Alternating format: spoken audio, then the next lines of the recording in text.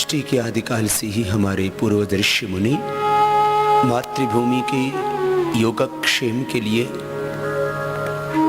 पावन वेद की ऋचा से प्रार्थना करते आए थे। उसी वेद की ऋचा उच्चारण करते हुए हम मातृभूमि के योगक्षेम के लिए भगवान से प्रार्थना करेंगे। मेरा राष्ट्र सुखी हो, समृद्ध हो, संस्कारवान हो, स्वस्थ हो, वैभवशाली हो। ओम आ ब्रह्मन् ब्रह्मणो ब्रह्मवर्चसी जायताम् आ राष्ट्री राजन्यः शूर इसव्योति व्याधि महारथो जायताम् दोग्ध्री धेनुर्वोढा नड्वानाशुः सप्तः पुरंध्रयोषा जिष्णोरथेष्ठाः सभी युवास्य यजमानस्य वीरो जायताम् निकामी निकामी नः पर्जन्यो वर्षतु फलवत्यौ न औषधयः पच्यन्ताम् योगक्षेमो नः कल्पताम्। ओम शांति शांति शांति।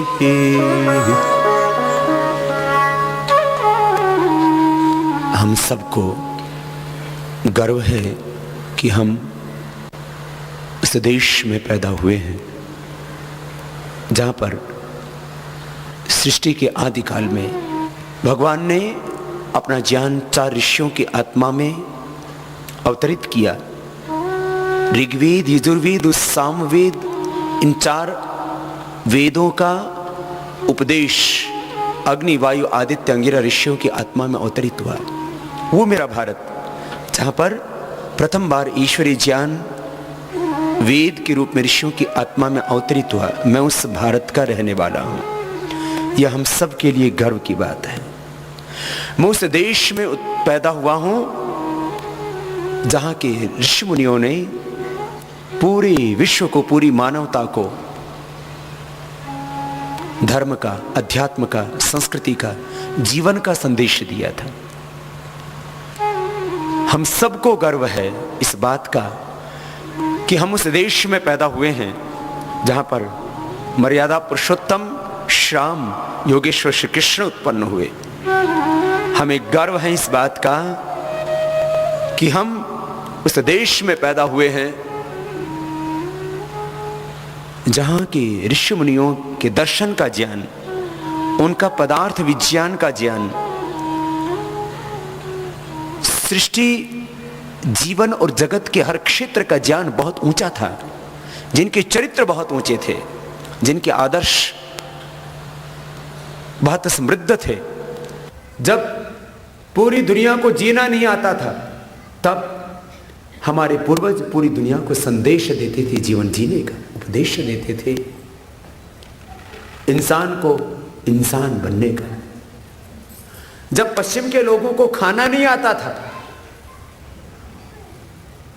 जब पश्चिम के लोगों को खाना नहीं आता था, उस समय हमारे यहां पर 56 प्रकार के भोग लगा करते थे।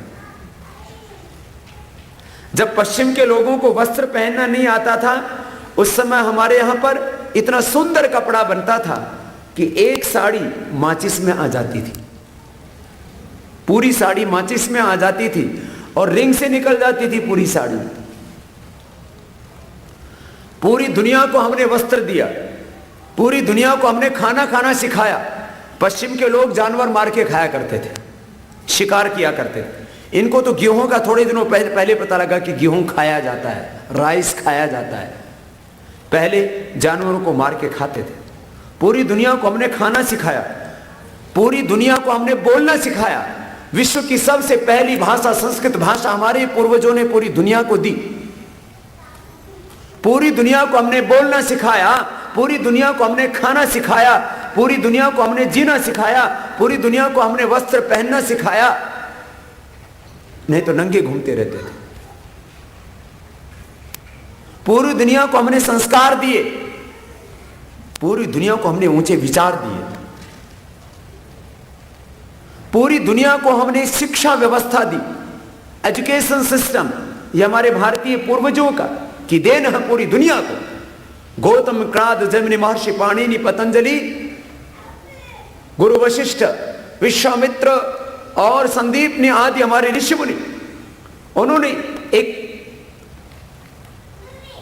आध्यात्मिक शिक्षा व्यवस्था, संस्कारों के साथ शिक्षण, जिसमें विज्ञान और तकनीकी का, जिसमें मैथमेटिक्स का, केमिस्ट्री का, बायोलॉजी का, सारे जो आधुनिक विषय हैं, आप जब महर्षि कपिल को, गौतम को, कणाद को, जैमिनी को पढ़ेंगे, जब महर्षि पतंजलि को पढ़ेंगे, तब आपको पता लगेगा हमारे ऋषि मुनियों ने किस तरह से पूरे विश्व को, मैंने कहा ना, गणित शास्त्र से लेकर के वैदिक गणित, गणित से लेकर के फिजिक्स से लेकर के केमिस्ट्री से लेकर के भूगर्भ विद्या से लेकर के क्षत्र नक्षत्र विद्याओं से लेकर के विज्ञान और तकनीकी से, साइंस और टेक्नोलॉजी से लेकर के सारी शिक्षाएं मूलतः हमारे पूर्वजों ने पूरी दुनिया को दी। एक हमारा गोल्डन पीरियड, एक भारत का स्वर्णिम काल, जिस समय पूरा भारत हमसे सीखता था, वो बहुत वैभवशाली युग था हमारा। उस स्वर्णिम काल के बाद में भारत का सामाजिक, आर्थिक, चारित्रिक, नैतिक, बौद्धिक, राजनीतिक पतन हुआ, और उस पतन के काल में भी हम बहुत ऊंचे थे। 7वीं 8वीं शताब्दी में भारत में विदेशी आक्रमणकारी गए, उन्होंने भारत को लूटा और करीब 1100-1200 वर्षों तक भारत को लूटते रहे। उसके बावजूद भी हमारी दौलत कम नहीं हुई, क्योंकि पूरी दुनिया में सबसे बड़ा व्यापार भारतीय लोग करते थे। पूरी दुनिया को आभूषण, पूरी दुनिया को वस्त्र, पूरी दुनिया को जूते चप्पल। आज तो माना कि विमान का युग आ गया, लेकिन उस समय भी विमान हमने बनाया था। और वर्तमान युग में भी जो लोग कहते हैं कि राइट ब्रदर्स ने विमान बनाया था, वो झूठ बोलते हैं। 1895 में हमारे ही भारत के महाराष्ट्र में बापूजी तलपड़े, जो मुंबई के पास उनका गांव, पुणे और मुंबई के बीच में, वहां उन्होंने हवाई जहाज बना करके उड़ाया। राइटर्स ब्रदर्स अमेरिकन कंपनी से 8 साल पहले बापूजी ने हवाई जहाज बना दिया था, और उसकी टेक्निक अंग्रेजों ने चुरा करके और फिर उसको इधर ले आए, फिर एक कंपनी फॉर्म की और वो सारी तकनीक लेकर के फिर हवाई जहाज उड़ाया। इनका पहली बार वो हवाई जहाज उड़ भी नहीं पाया था। हमारे बापू तलपड़े ने जो हवाई जहाज बनाया था, वो आकाश में जाकर के उड़ा था और फिर जमीन पर वापस आया था। ये तो हम लोगों के अंदर इतना आत्मग्लानि को भर दिया गया कि हम किसी भी चीज में आगे नहीं थे। हमसे पीछे सारी दुनिया थी, हम सारी दुनिया में सबसे आगे थे। जो लोग कहते हैं कि भारत गरीबों का देश, भारत अंधेरों का देश, भारत सपेरों का देश है, वो लोग भारत के बारे में कुछ जानते नहीं है। 18वीं शताब्दी तक भारत विश्व का आर्थिक दृष्टि से नेतृत्व करता था। 30 से 35% भारत का एक्सपोर्ट था, और विश्व की कुल आमदनी में से 25% आर्थिक नियंत्रण भारत का पूरी दुनिया की अर्थव्यवस्था पर था। आज अमेरिका पावरफुल है, पूरी दुनिया के पैसे से पावरफुल है। जैसे आज अमेरिका पावरफुल है पूरी दुनिया के कारण से, ऐसे ही 18वीं शताब्दी तक पूरी दुनिया का पैसा भारत में था और पूरी दुनिया हमसे ट्रेड करती थी। उस समय दुनिया के अंदर जो उच्च तकनीकियां थी वो भी सब हमारे पास में थी, लेकिन ये तो बीच में हमें पूरी तरह से रौंद दिया करीब 200 साल, और उसके बाद हमारा पतन हुआ। मैं आपसे ये बात कहना चाहता हूं, आज से 200 साल पहले भी, 18वीं शताब्दी की बात कर रहा हूं, आज से 200-250 साल पहले भी हम भारतीय पूरी दुनिया को वस्त्र देते थे, उसके बदले हमको सोना चांदी हीरे जवाहरात मिलते थे। इसलिए भारत में एक एक घर में 1-1 क्विंटल से लेकर के 5-5, 10-10, 20-20, 50-50, 100-100 क्विंटल सोना था। एक एक मंदिर में 100-100, 200-200, 500-500, 1000-1000 क्विंटल सोना था। इसलिए मोहम्मद गोरी, मोहम्मद गजनबी आक्रमण करते रहे, और 17 बार सोमनाथ के मंदिर पर आक्रमण होता है, और हर बार वो धन दौलत लूट के लेके आता, फिर भी कमी नहीं पड़ती। रॉबर्ट क्लाइव 900 सोने चांदी के पानी के जहाज भर करके, पानी के 900 जहाज सोना चांदी के भर करके लेके आता है रॉबर्ट क्लाइव। एक अंग्रेज अधिकारी था, ब्रिटिश ऑफिसर था, 900 सोना चांदी के जहाज भर कर लेकर के आया, और फिर भी दौलत कम नहीं हुई। कितना वैभव था। भारत के पास आर्थिक वैभव कम नहीं था, भारत के पास में ज्ञान का वैभव भी कम नहीं था। ज्ञान और विज्ञान में तो भारत के ऋषियों का कोई मुकाबला नहीं कर सकता। पूरी दुनिया को मैं कह रहा था, शिक्षा व्यवस्था हमारी देन, पूरी दुनिया को अर्थव्यवस्था, कोटलीय अर्थशास्त्र जिसको हम लोग कौटिल्य अर्थशास्त्र बोल देते हैं, पूरी दुनिया की कानून व्यवस्था जिसको मनुस्मृति कहते हैं, और मैथमेटिक्स, फिजिक्स, केमिस्ट्री, ये हमारे न्याय दर्शन, सांख्य दर्शन और वैशेषिक दर्शन, वैदिक गणित, यजुर्वेद, उसमें तो माने पूरी दुनिया को शून्य से लेकर के और शिखर तक हमने बोध दिया।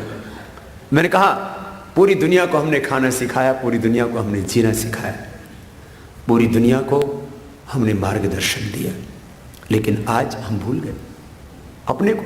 पूरी दुनिया को चिकित्सा व्यवस्था, मेडिकल साइंस, वो हमने पूरी दुनिया को दी। आज भारतीय डॉक्टर्स, भारतीय इंजीनियर, भारतीय डॉक्टर्स, भारतीय इंजीनियर्स, भारतीय व्यापारी, भारतीय अधिकारी, उनकी पूरी दुनिया लोहा मानती है। लेकिन मैं आज से पहले की भी बात कर रहा हूं। आज से पहले 5,000, 10,000, 50,000 नहीं, हम लोग जो बात करते हैं ना 5,000 साल पुरानी हमारी संस्कृति है, हम भारतीय अपने आप को गाली देते। अरे इन लोगों की संस्कृति होगी 2000 साल पुरानी। आज अमेरिका से कोई बात करेगा तो अपनी 500 साल से पहले अपनी हिस्ट्री बताने में ये लोग समर्थ नहीं होंगे, क्योंकि 500 साल से पहले का इनको इतिहास नहीं पता है अपना। यूके वाले, ब्रिटेन वाले, यूरोप वाले अपना इतिहास 2000 सालों से पहले नहीं बढ़ा सकते, क्योंकि उससे पहले उनको बोध ही नहीं क्या था इस धरती के ऊपर। लेकिन हमारी संस्कृति, सा प्रथमा संस्कृति विश्ववारा, 1,96,8,53,110 वर्ष पुराना गौरवशाली सांस्कृतिक अतीत है हमारा। और हम अपनी संस्कृति को 200 साल, 2000 साल, 5000 साल पुराना ही देखें। इससे ज्यादा और आत्मग्लानि की बात क्या हो सकती है? भाई बहनों, करीब 200 करोड़ वर्ष पुराना सांस्कृतिक गौरव हमारे साथ में जुड़ा हुआ है। पूरे विश्व को चिकित्सा व्यवस्था हमने इसलिए दी। महर्षि चरक, महर्षि सुश्रुत, महर्षि धन्वंतरि और ऋग्वेद, यजुर्वेद, सामवेद, अथर्ववेद, जहां से ये मेडिकल साइंस के सूत्र मिले, मुख्यतः अथर्ववेद से और ऋग्वेद से, यजुर्वेद से भी, वो हमारी वैदिक साइंस, वो करीब 200 करोड़ वर्ष पुरानी है। यदि हम वर्तमान के भारत की बात करें तो हम उस देश में पैदा हुए हैं जहां पर छत्रपति शिवाजी महाराज ने जन्म लिया, जहां पर सुभाष ने जन्म लिया, जहां पर गांधी ने जन्म लिया, जहां पर जन्म लिया भगत सिंह, चंद्रशेखर आजाद ने, जहां पर जन्म लिया महर्षि दयानंद ने, स्वामी विवेकानंद ने। ये महापुरुष हमारे सामाजिक और आध्यात्मिक जीवन के आदर्श, ये हमारे गर्व हैं, हमारे स्वाभिमान है। हम सब ऋषि मुनियों की संतान हैं। हमारे पूर्वज महान थे, उनके चरित्र ऊंचे थे। जब हम भारत के पतन की बात करते हैं तब अंदर से बहुत पीड़ा होती है।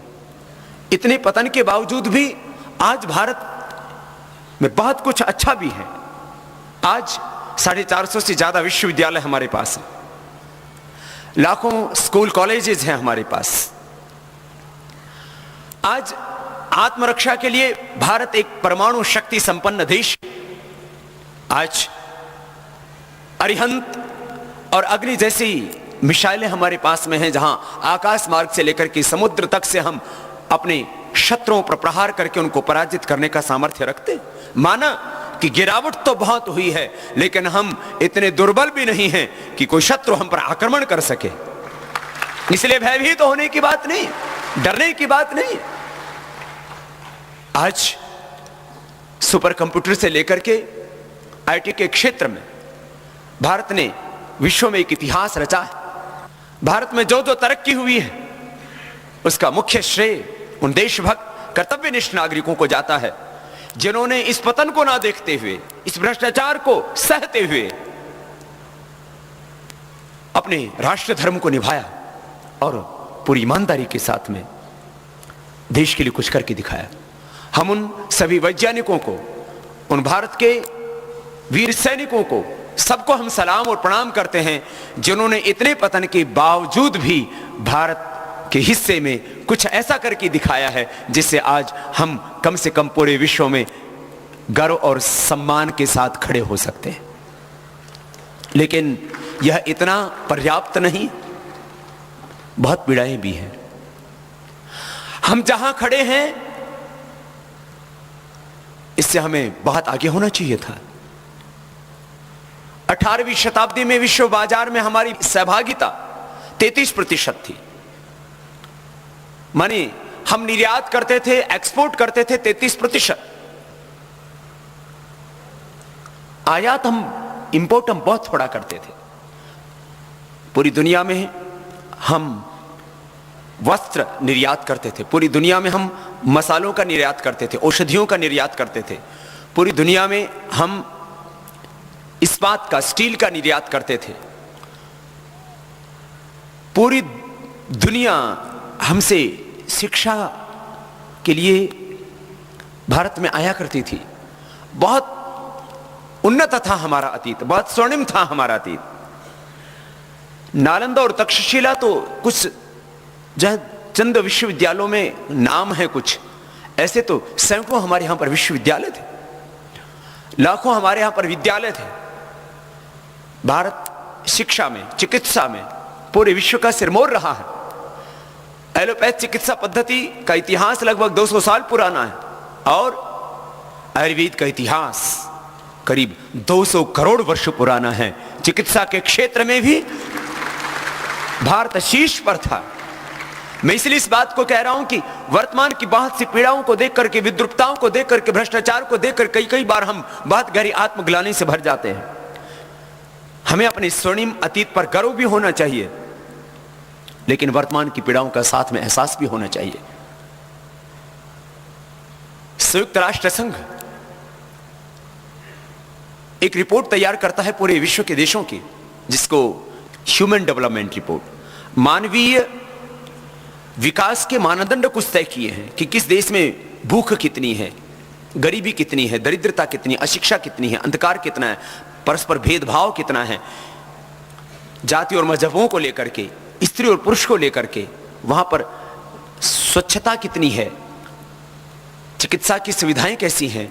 जो भारत पूरी दुनिया का सिरमौर था, जिस भारत से पूरी दुनिया के लोग जीवन दर्शन सीखने के लिए आया करते थे, कैसे जीवन जिए, क्या खाएं क्या ना खाएं, कैसे बैठें, कैसे व्यायाम करें, कैसे घर चलाएं, कैसे परिवार चलाएं, कैसे विवाह करें, इसी का नाम तो 16 संस्कार है। कैसे व्यवहार करें, इसी का नाम तो देव यज्ञ, ब्रह्म यज्ञ, अतिथि यज्ञ, पितृयज्ञ है कि माता पिता के साथ कैसे व्यवहार करना, पिता को पुत्र के साथ कैसे व्यवहार करना, पुत्र को पिता के साथ कैसा व्यवहार करना। मां भ्राता भ्रातरम दक्षिण मास्वसारम उतस्वसा मित्रस्य चक्षुषा सर्वाणि भूतानि समीक्षन्ताम। जो भारत पूरे विश्व को जीवन जीने का संदेश देता था, मानवीय मूल्यों का संदेश देता था, बहुत दर्दनाक बात है, बहुत शर्मनाक बात है, बहुत अपमानजनक बात है कि जो भारत अतीत में विश्व गुरु था, दुनिया का सिरमौर था, इतना गौरवशाली हमारा स्वर्णिम अतीत था, उस भारत की आज वर्तमान में अवस्था कहां है, हम कहां खड़े हैं। संयुक्त राष्ट्र संघ जब मानवीय विकास मानकों में भारत की गिनती करता है तब हमारा नंबर 134वें स्थान पर आता है। छोटे छोटे मुल्क जिनकी आबादी 5, 10 लाख, 20 लाख, 1 करोड़, 2 करोड़, वो हमसे आगे है। वहां स्वच्छता हमसे ज्यादा है, वहां शिक्षा हमसे ज्यादा है, वहां पर भूख हमसे बहुत कम है, गरीबी बहुत कम है, वहां स्त्री और पुरुष के अंदर भेदभाव नहीं है। 134वें स्थान पर हमारा नाम, और आजादी के 63 वर्षों में और ज्यादा हम गिरे, हम ऊंचे नहीं उठे, और पिछले इन 10-15 वर्षों में तो और ज्यादा गिर गए। पहले हमारा जो नाम था 128वें स्थान पर था, फिर 130वें पर आए। जैसे जैसे हमारी आजादी के दिन बढ़ते जा रहे वैसे वैसे हम और ज्यादा शर्मनाक स्थिति में जाते जा रहे हैं। अब 143वें स्थान पर है। तो क्या इसी को आजादी कहते हैं? जब भारत आजाद हुआ 15 अगस्त 1947 को, तब हमारी जो मुद्रा थी, मुद्रा से भी किसी देश का सम्मान तय होता है। उस समय लगभग हमारे रुपए की कीमत डॉलर और स्टर्लिंग पाउंड के बराबर थी। आज डॉलर के मुकाबले हम करीब 50वें स्थान पर पहुंच गए, माने 50 गुना ज्यादा गिर गए हम आर्थिक दृष्टि से। यह पतन है हमारा। और पाउंड के मुकाबले करीब 80 गुना हम गिर गए। तो ये 63 साल की आजादी है।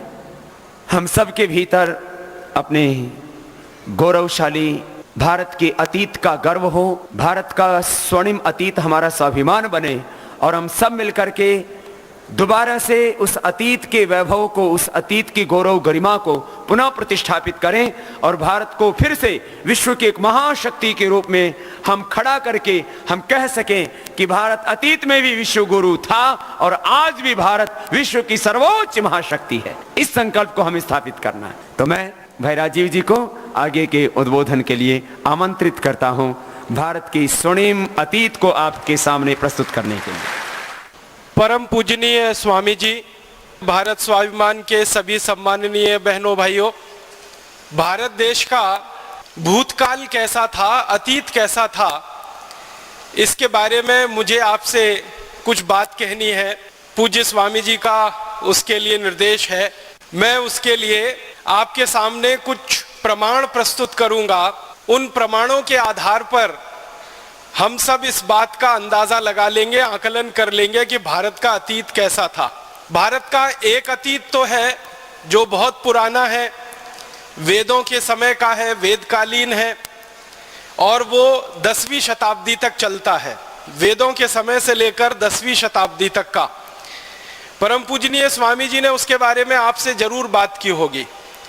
मैं आपको भारत के उस अतीत के बारे में बात करूंगा जो अभी हाल में हमारे सामने रहा।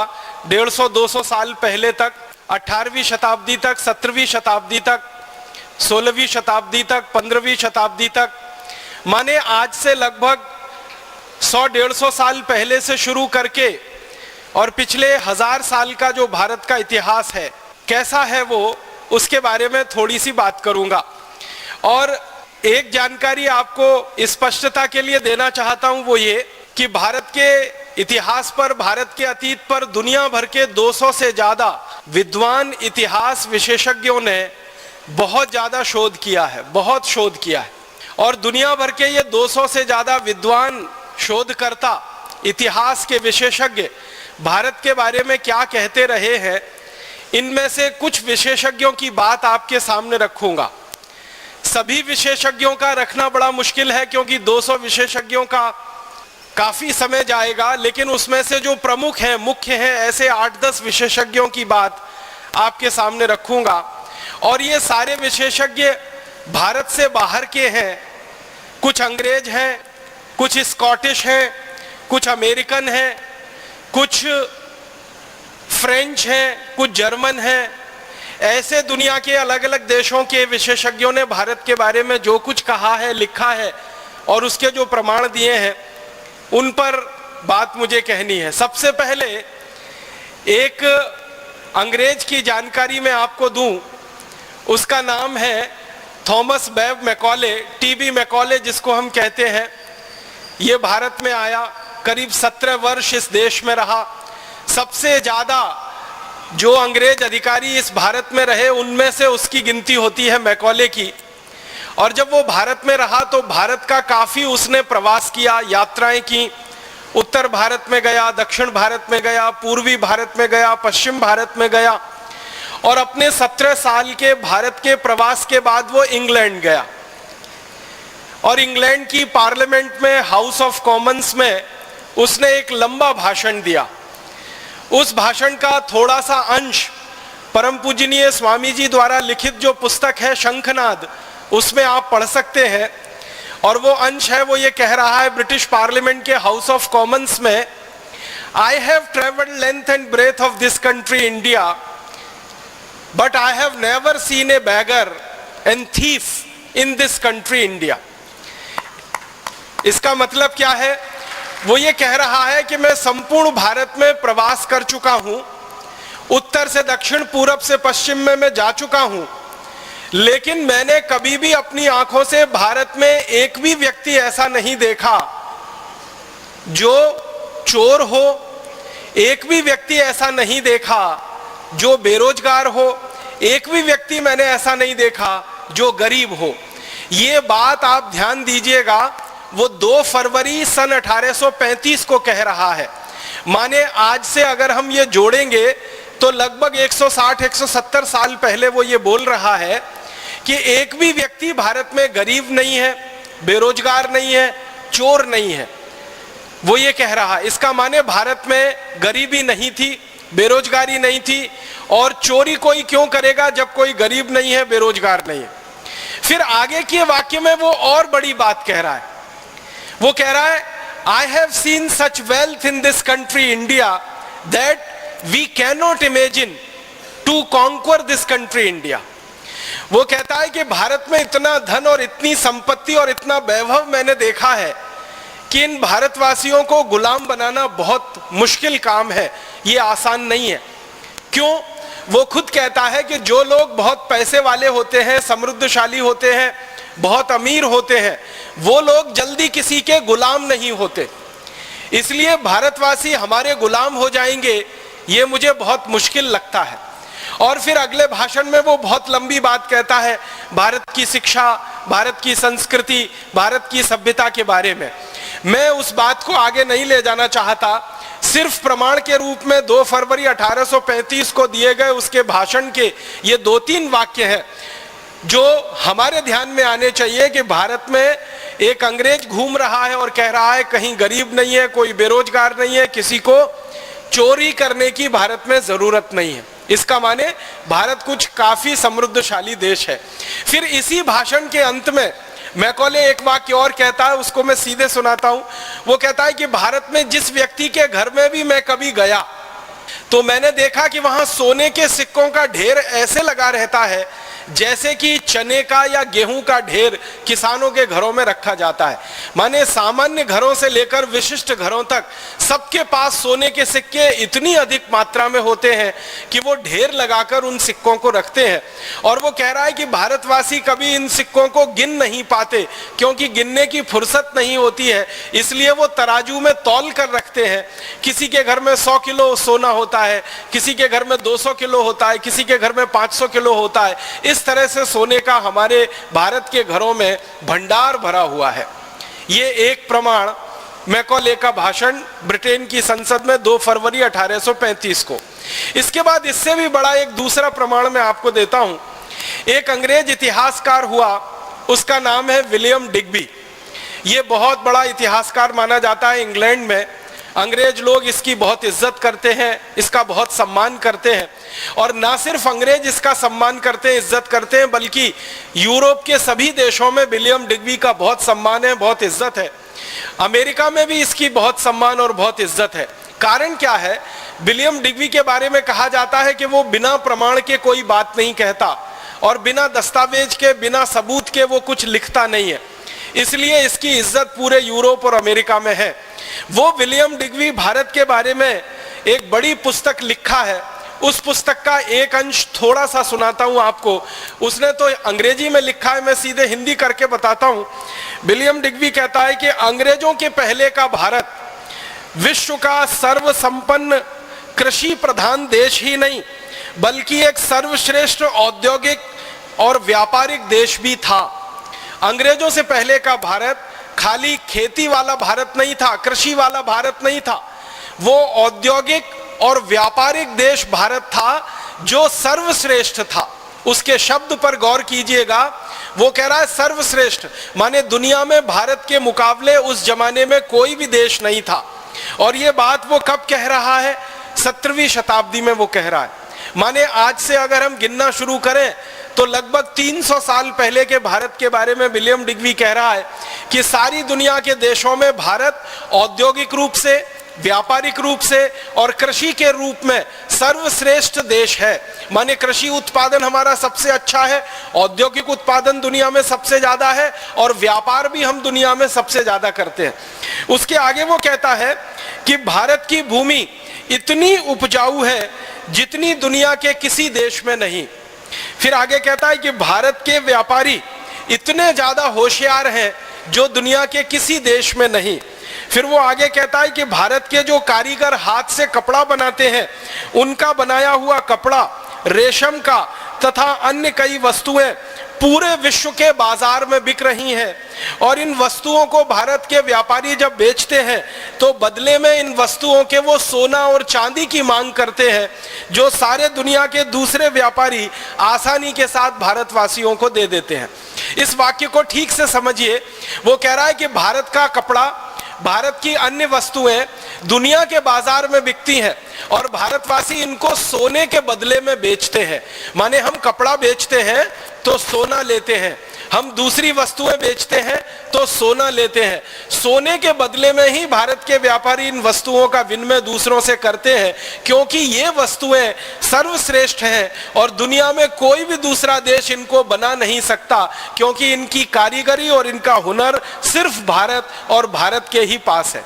फिर वो इसी में आगे कहता है कि भारत देश में इन वस्तुओं की उत्पादन के बाद की जो बिक्री की प्रक्रिया है वो दुनिया के दूसरे बाजारों पर निर्भर है और ये वस्तुएं जब दूसरे देशों के बाजारों में बिकती हैं तो भारत में सोना और चांदी ऐसे प्रवाहित होता है जैसे नदियों में पानी प्रवाहित होता है और भारत की नदियों में पानी प्रवाहित होकर जैसे महासागर में गिर जाता है, वैसे ही दुनिया की तमाम नदियों का सोना चांदी भारत में प्रवाहित होकर भारत के महासागर में आकर गिर जाता है। और वो अपनी पुस्तक में कहता है कि दुनिया के देशों का सोना चांदी भारत में आता तो है लेकिन भारत के बाहर 1 ग्राम सोना और चांदी कभी जाता नहीं है।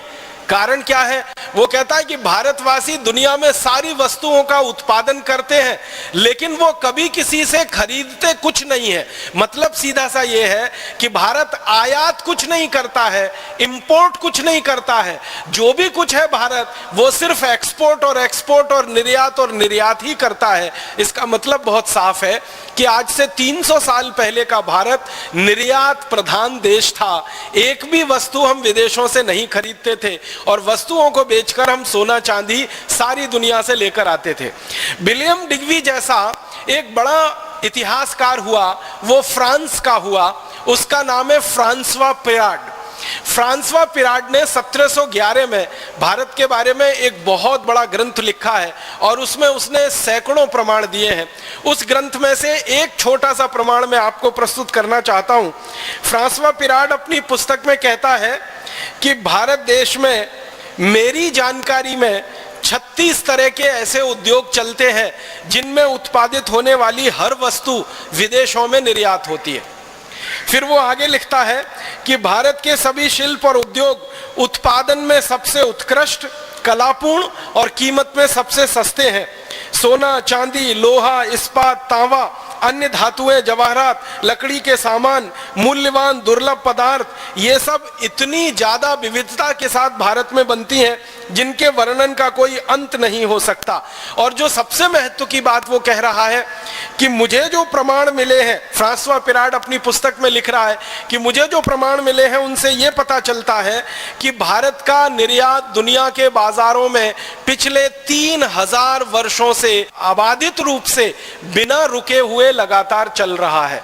ये बात वो 1711 में लिख रहा है और कह रहा है कि पिछले 3000 साल से भारत का निर्यात दुनिया के बाजारों में चल रहा है।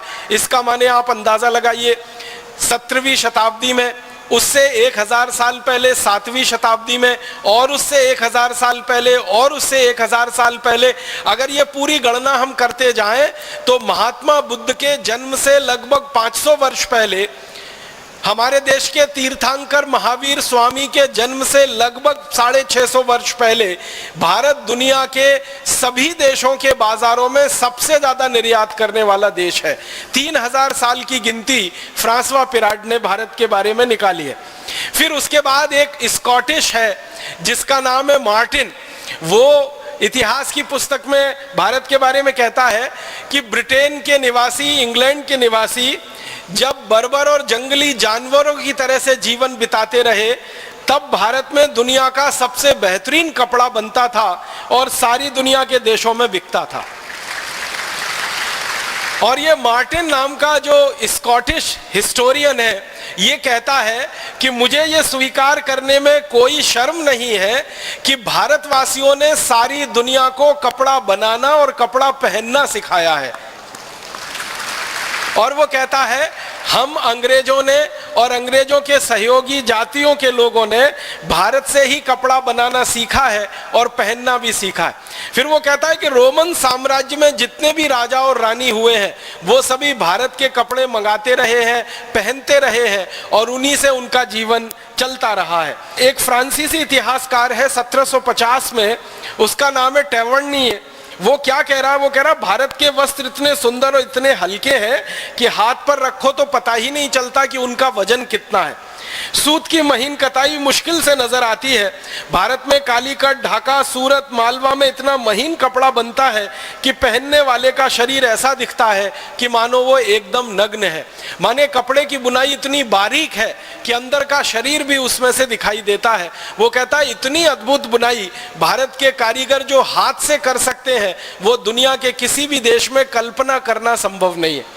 फिर उसके बाद एक अंग्रेज है विलियम वार्ड। वो कहता है कि भारत में मलमल का उत्पादन इतना विलक्षण है, ये भारत के कारीगरों के हाथों का कमाल है। जब इस मलमल को घास पर बिछा दिया जाता है और उस पर ओस की कोई बूंद गिर जाती है तो वो दिखाई नहीं देती है, क्योंकि ओस की बूंद में जितना पतला रंग होता है, माने जितना हल्का रंग होता है, उतना ही हल्का वो कपड़ा होता है। इसलिए ओस की बूंद और कपड़ा आपस में मिल जाते हैं, अलग अलग दिखाई नहीं देते। इतनी बारीक बुनाई भारत के कपड़े की है। आपने बहुत बार इतिहास में एक वाक्य सुना होगा कि भारत में बनाया हुआ कपड़ा एक छोटे से अंगूठी से, रिंग में से खींचकर बाहर निकाला जा सकता था। वो 13-14 मीटर का लंबा थान होता था। वो वाक्य इसी इतिहासकार ने लिखा है जिसका नाम है विलियम वार्ड। वो ये कहता है कि भारत का 13 गज का एक लंबा कपड़ा हम चाहे तो एक छोटी सी रिंग में से पूरा खींचकर बाहर निकाल सकते हैं। इतनी बारीक और इतनी महीन बुनाई भारत के कपड़े की यहाँ पर होती है। फिर वो कहता है कि भारत का 15 गज का लंबा थान, आप गज तो समझते ही हैं, मीटर से थोड़ा छोटा होता है।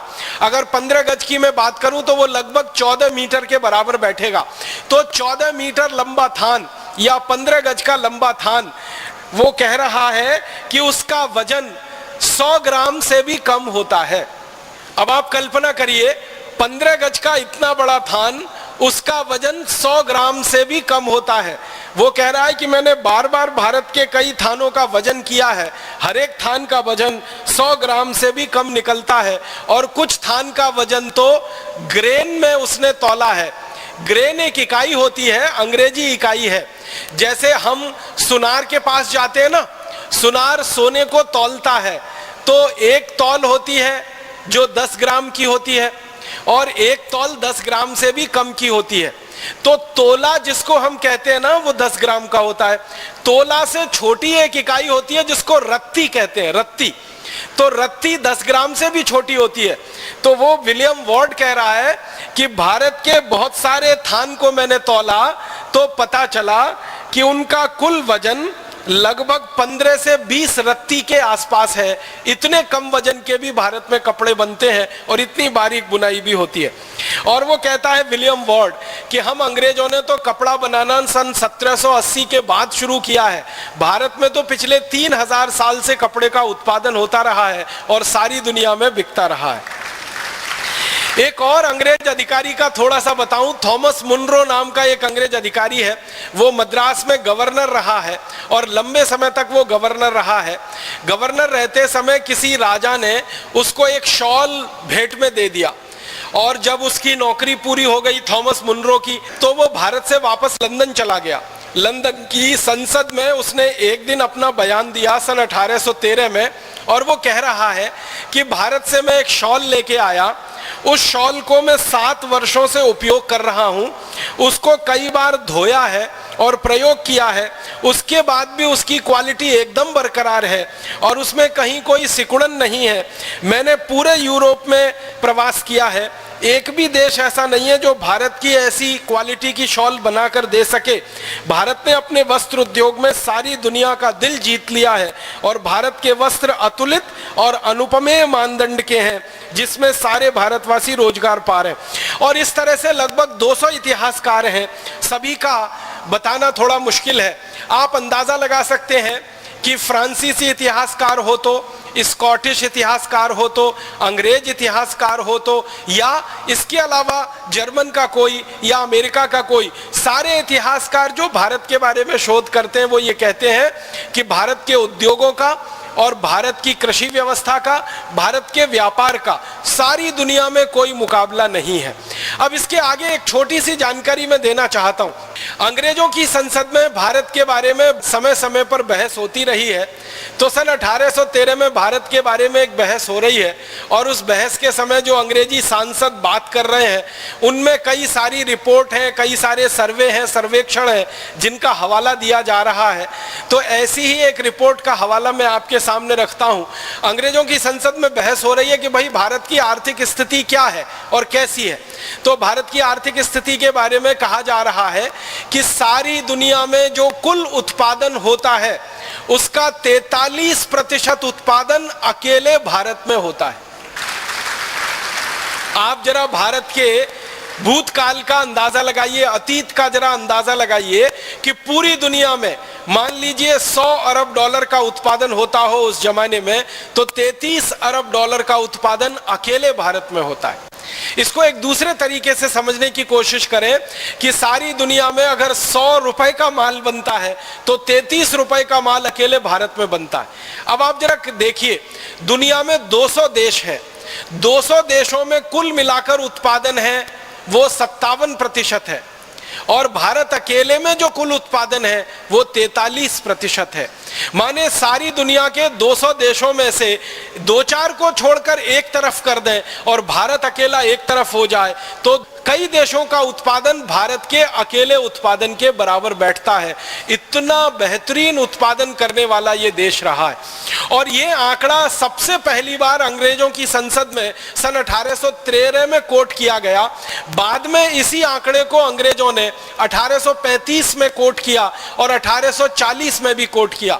और अंग्रेजों का यह कहना है कि सन 1840 तक भारत का उत्पादन सारी दुनिया में सबसे अधिक है और वो कुल दुनिया के उत्पादन का 43% है। अब मैं थोड़ी तुलना करूं तो आपको बात समझ में आएगी। आज अगर सारी दुनिया के कुल उत्पादन की बात की जाए तो अमेरिका देश का कुल उत्पादन सारी दुनिया के कुल उत्पादन का लगभग 25% है। और थोड़ा आगे बढ़े तो अमेरिका के साथ चीन नाम के देश का कुल उत्पादन पूरी दुनिया के उत्पादन का लगभग 23% है।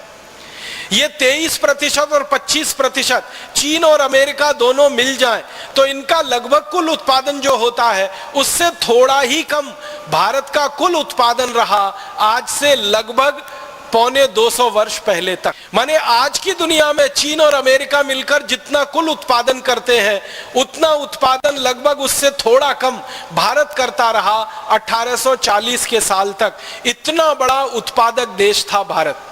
फिर इसके बाद अंग्रेजों की संसद में और एक आंकड़ा भारत के बारे में कोट किया गया कि सारी दुनिया के व्यापार में भारत का जो हिस्सा है वो लगभग 33% है। इसका मतलब क्या हुआ, पूरी दुनिया में जो सामान बिक रहा है, जो निर्यात हो रहा है, उसमें भारत का निर्यात लगभग 33% है। और ये आंकड़ा अंग्रेजों ने 1840 तक कोट किया है। माने सन 1840 तक सारी दुनिया के बाजार में भारत का माल 33% बिकता है। अब आप 100 रुपए का या 100 अरब डॉलर का निर्यात देखें पूरी दुनिया में तो 33 अरब डॉलर का निर्यात भारत का, 100 अरब डॉलर का उत्पादन देखें पूरी दुनिया में तो 43 अरब डॉलर का उत्पादन भारत का। और इसी तरह से और एक आंकड़ा अंग्रेजों की संसद में भारत के बारे में कोट किया गया, और वो आंकड़ा है कि सारी दुनिया की जो कुल आमदनी है, सकल जगत की जो कुल आमदनी है, उस आमदनी का लगभग 27% हिस्सा अकेले भारत का है। तो अब आप कल्पना करिए, दुनिया की कुल आमदनी का 27% हमारा हिस्सा, दुनिया के कुल निर्यात का 33% हमारा हिस्सा, और दुनिया के कुल उत्पादन का 43% हमारा हिस्सा। ऐसा बड़ा अद्भुत उत्पादक, निर्यातक और व्यापारी देश भारत रहा है सन 1840 तक। अब उस समय अमेरिका की बात करें तो सन 1840 में सारी दुनिया के निर्यात में अमेरिका का निर्यात जो है वो 1% से कम है। सारी दुनिया के निर्यात में ब्रिटेन का निर्यात सन 1840 तक आधे प्रतिशत से कम है। और पूरे यूरोप का और अमेरिका का निर्यात इकट्ठा कर दिया जाए तो सन 1840 तक सारी दुनिया के निर्यात में ब्रिटेन, अमेरिका और यूरोप के सभी देशों को जोड़ दें तो 3 से 4% से ज्यादा निर्यात उनका नहीं निकलता है। तो एक तरफ यूरोप और अमेरिका है और एक तरफ अकेला भारत है। उनके 27 देशों को इकट्ठा करें यूरोप और अमेरिका मिलाकर तो 3-4% निर्यात कर रहे हैं। अकेले भारत उस समय 33% निर्यात कर रहा है। और ये 27 देशों को इकट्ठा कर दिया जाए यूरोप और अमेरिका के साथ तो उनका कुल उत्पादन दुनिया में 10 से 12% है और भारत का उत्पादन 43% है। और ये 27 देशों को अमेरिका के साथ इकट्ठा कर दिया जाए यूरोप के तो उनकी कुल आमदनी दुनिया की आमदनी में 4 से 4.5% है और भारत की कुल आमदनी 27% है। इन आंकड़ों से आप अंदाजा लगा सकते हैं कैसा अद्भुत उत्पादन करने वाला, कितना विशाल दुनिया के बाजार में निर्यात करने वाला देश ये भारत रहा है। थोड़ा आगे बढ़ता हूं और भारत के शिक्षा व्यवस्था के बारे में थोड़ी तकनीकी और विज्ञान की बातें और थोड़ी सी कृषि व्यवस्था की बातें कर लेना चाहता हूं। उद्योगों के साथ साथ इस देश में विज्ञान और तकनीकी का भी बहुत विकास हुआ है और हमारे अतीत के भारत की विज्ञान और तकनीकी के बारे में दुनिया भर के बहुत सारे शोधकर्ताओं ने बहुत सारी पुस्तकें लिखी हैं। ऐसा ही एक अंग्रेज है जिसका नाम है G.W. लिटनर, वो भारत में काफी लंबे समय तक रहा है। और एक दूसरा अंग्रेज जिसका नाम थोड़ी देर पहले मैंने लिया, थॉमस मुनरो, ये भी भारत में काफी दिनों तक रहा।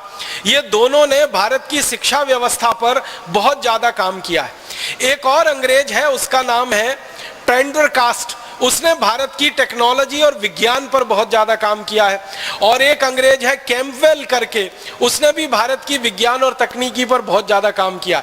कैम्पवेल का एक छोटा सा वाक्य मैं आपको सुनाता हूं। वो ये कहता है, जिस देश में उत्पादन सबसे अधिक होता है ये तभी संभव है जब उस देश में कारखाने हो, और कारखाने किसी देश में तभी संभव है जब वहां पर कोई तकनीकी हो, टेक्नोलॉजी हो, और टेक्नोलॉजी किसी देश में तभी संभव है जब वहां पर विज्ञान हो, और विज्ञान किसी देश में मूल रूप से शोध के लिए अगर प्रस्तुत है तभी उसमें से तकनीकी का निर्माण होता है। मतलब इस वाक्य को सरल तरीके से हम समझें कि मूल विज्ञान होता है जिसको हम आज की अंग्रेजी भाषा में फंडामेंटल साइंस कहते हैं, फिर उसमें से अप्लाइड साइंस निकलता है, वो प्रायोगिक विज्ञान होता है, और उस प्रायोगिक विज्ञान में से तकनीकी निकलती है, और उस तकनीकी में से कारखाने निकलते हैं, और उन कारखानों से फिर उत्पादन होता है, और वो उत्पादन फिर सारी दुनिया में बिकता है। तो ये बात अगर कैम्पवेल कहता है कि भारत में टेक्नोलॉजी हजारों साल से रही है तो कारखाने भी रहे होंगे, तो उसके बारे में जब खोज की गई तो पता चला कि 18वीं शताब्दी तक इस देश में इतनी बेहतरीन टेक्नोलॉजी रही है स्टील बनाने की जो दुनिया में कोई आज कल्पना नहीं कर सकता। स्टील बनाने की जो टेक्नोलॉजी भारत में रही है, लोहा इस्पात बनाने की जो टेक्नोलॉजी भारत में रही है, वैसी दुनिया में किसी देश के पास नहीं है। अंग्रेजों का ये जो अधिकारी है कैम्पवेल, वो ये कहता है कि भारत का बनाया हुआ लोहा, भारत का बनाया हुआ इस्पात सारी दुनिया में सर्वश्रेष्ठ माना जाता है। उसके बारे में वो एक मुहावरा दे रहा है और वो कह रहा है कि इंग्लैंड में या यूरोप में अच्छे से अच्छा जो लोहा बनता है वो भारत के घटिया से घटिया लोहे का भी मुकाबला नहीं कर सकता। ये कैंपबेल सन 1842 में कह रहा है। वो ये कह रहा है कि इंग्लैंड और पूरे यूरोप में अच्छे से अच्छी जो स्टील बन रही है वो भारत की घटिया से घटिया स्टील का भी मुकाबला नहीं कर सकती। माने भारत की घटिया से घटिया स्टील भी इंग्लैंड और यूरोप की अच्छे से अच्छी स्टील से अच्छी है। उसके बाद एक जेम्स फ्रैंकलिन नाम का अंग्रेज है, बहुत बड़ा उसको जो है धातुकर्मी विशेषज्ञ माना जाता है। वो ये कहता है कि भारत का स्टील दुनिया में सर्वश्रेष्ठ है। यूरोप में सबसे अच्छा स्टील इस समय बनता है स्वीडन में, लेकिन भारत का स्टील उससे कई गुना अच्छा है। भारत के कारीगर स्टील को बनाने के लिए जो भट्टियां तैयार करते हैं, जिनको हम अंग्रेजी में ब्लास्ट फर्नेस कहते हैं, वह दुनिया में कोई नहीं बना पाता। वो कहता है कि इंग्लैंड में लोहा बनाना तो हमने 1825 के बाद शुरू किया, भारत में तो लोहा 10वीं शताब्दी से ही हजारों टन में बनता रहा है और दुनिया के देशों में बिकता रहा है। वो ये कहता है कि मैं 1764 में भारत से स्टील का एक नमूना लेके आया था। मैंने इंग्लैंड के सबसे बड़े विशेषज्ञ डॉक्टर स्कॉट को स्टील दिया था और उनको ये कहा था कि लंदन रॉयल सोसाइटी की तरफ से आप इसकी जांच कराइए। डॉक्टर स्कॉट ने भारत की उस स्टील की जांच कराई तो कहा कि ये भारत का स्टील इतना अच्छा है कि सर्जरी के लिए बनाए जाने वाले सारे उपकरण इससे बनाए जा सकते हैं जो दुनिया में किसी दूसरे देश के पास उपलब्ध नहीं बनाई जाती है। ऐसे 100 से ज्यादा उपकरण सर्जरी के लिए बनाए जाते हैं। तो डॉक्टर स्कॉट कह रहे हैं इस बात को 1764 में कि दुनिया में किसी भी देश के पास सर्जरी के लायक बनाने वाला स्टील नहीं है क्योंकि उनकी क्वालिटी अच्छी नहीं है, लेकिन भारत का स्टील जो मेरे पास आया है ये इतना अद्भुत है कि इससे सर्जरी के सारे उपकरण हम बना सकते हैं। फिर वो अंत में कह रहे हैं कि मुझे ऐसा लगता है कि भारत का ये स्टील हम पानी में भी डाल के रखें तो इसमें कभी जंग नहीं लगेगा क्योंकि इसकी क्वालिटी इतनी अच्छी है। आप जानते हैं कि लोहा या स्टील दुनिया में एक ऐसी वस्तु है जो थोड़ी देर के लिए भी पानी के संपर्क में आए, नमी के संपर्क में आए तो सबसे पहले उसमें जंग लगती है, जिसको हम सब लोग अंग्रेजी में रस्टिंग कहते हैं। लेकिन स्कॉट कह रहा है भारत के स्टील के बारे में कि मुझे लगता है कि इसको पानी में भी डाल के रखें तो बिल्कुल जंग नहीं लगेगी। इस क्वालिटी का स्टील भारत में बन रहा है। अब इसके थोड़ा आगे चलूं, अगर स्टील इतनी अच्छी क्वालिटी का है तो एक अंग्रेज अधिकारी है, उसका नाम है लेफ्टिनेंट कर्नल ए वॉकर। उसने भारत के शिपिंग इंडस्ट्री पर सबसे ज्यादा रिसर्च किया है। वो ये कहता है कि भारत का जो अद्भुत लोहा है, स्टील है, ये जहाज बनाने के काम में बहुत ज्यादा आता है। और वो कहता है कि दुनिया में जहाज बनाने की सबसे पहली कला और सबसे पहली तकनीकी भारत में ही विकसित हुई है और दुनिया के देशों ने पानी के जहाज बनाना भारत से सीखा है और किसी देश के पास पानी का जहाज बनाने की तकनीकी उपलब्धि नहीं रही है। फिर वो कहता है कि भारत इतना विशाल देश है, इसमें लगभग 2 लाख गांव हैं। इन 2 लाख गांव को समुद्र के किनारे स्थापित हुआ माना जाता है। इन सभी गांवों में जहाज बनाने का काम पिछले हजारों वर्षों से चलता है। वो ये कहता है कि हम अंग्रेज लोगों को जहाज खरीदना हो तो हम भारत में जाते हैं और वहां से जहाज खरीद कर लाते हैं। फिर वो अपने आगे कह रहा है कि ईस्ट इंडिया कंपनी के जितने भी पानी के जहाज दुनिया में चल रहे हैं ये सारे के सारे जहाज भारत की स्टील से बने हुए हैं। ये बात मुझे कहते हुए शर्म आती है कि हम अंग्रेज अभी तक इतनी अच्छी क्वालिटी का स्टील बनाना नहीं शुरू कर पाए। फिर वो कहता है कि भारत का कोई पानी का जहाज जो 50 साल चल चुका है पानी में, उसको अगर हम खरीद लें अंग्रेज और खरीदने के बाद उसको ईस्ट इंडिया कंपनी की सेवा में लगाएं तो 50 साल तो वो भारत में चल चुका है, हमारे यहाँ आने के बाद भी वो 20-25 साल और चल जाता है। इतनी मजबूत पानी के जहाज बनाने की कला और टेक्नोलॉजी भारत के कारीगरों के हाथ में है। और फिर वो कहता है कि हम जितने धन में एक नया पानी का जहाज बनाते हैं उतने ही धन में भारतवासी 4 नए जहाज पानी के बना लेते हैं। फिर वो अंत में कहता है कि हम भारत में पुराने पानी के जहाज खरीदें और उसको ईस्ट इंडिया कंपनी की सेवा में लगाएं, यही हमारे लिए अच्छा है। नया जहाज बनाकर हम ईस्ट इंडिया कंपनी को दिवालिया नहीं कर सकते हैं, उसके पैसे बर्बाद नहीं कर सकते। मतलब उसका कहने का ये है कि भारत का पुराने से पुराना पानी का जहाज अंग्रेजों के नए से नए पानी के जहाज से भी अच्छा माना जाता है क्योंकि स्टील की क्वालिटी लोहे की क्वालिटी इतनी जबरदस्त है। और इसी तरह से वो कहता है कि भारत में टेक्नोलॉजी के लेवल पर ईंट बनती है, ईंट से ईंट को जोड़ने का चूना बनता है, और उसके अलावा भारत में 36 तरह के दूसरे टेक्नोलॉजिकल इंडस्ट्रीज हैं। ये सभी उद्योगों में भारत दुनिया में सबसे आगे है। इसलिए हमें भारत से व्यापार करके ये सब तकनीकी लेनी है और इस तकनीकी को इंग्लैंड में लाकर फिर से उसको रिप्रोड्यूस करना है, पुनरुत्पादित करना है। तो भारत टेक्नोलॉजी में बहुत ऊंचा है और इसी तरह से विज्ञान में भी बहुत ऊंचा है। भारत के विज्ञान के बारे में एक दो नहीं 20 अंग्रेजों ने रिसर्च की है, शोध की है, और वो ये कहते हैं कि भारत में विज्ञान की 20 से ज्यादा शाखाएं हैं जो बहुत ज्यादा पुष्पित और पल्लवित हुई हैं। उनमें सबसे बड़ी शाखा है वो खगोल विज्ञान है, दूसरी बड़ी शाखा है वो नक्षत्र विज्ञान है, तीसरी बड़ी शाखा है बर्फ बनाने का विज्ञान है, चौथी बड़ी शाखा है और ऐसी कर करके धातु विज्ञान है, फिर उसके बाद भवन निर्माण के विज्ञान की है। तो ऐसी 20 तरह की वैज्ञानिक शाखाएं पूरे भारत में है। और वॉकर लिख रहा है इस बात को कि भारत में ये जो विज्ञान की ऊंचाई है वो कितनी अधिक है, इसका अंदाजा हम अंग्रेजों को नहीं लगता।